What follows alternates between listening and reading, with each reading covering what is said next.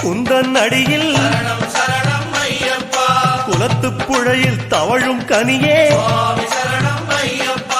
அழைக்கும் போது அபயம் தருக எருமேலி வாழும் ஏகாந்த வாசா யமபயம் தன்னை எரித்து விடுக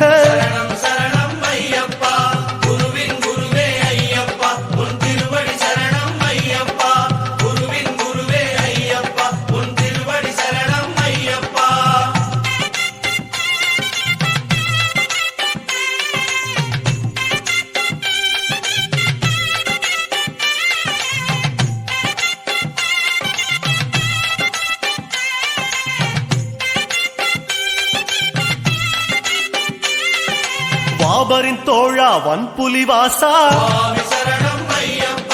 வறுமை தீர வளமென வருக கடுத்த சாமியே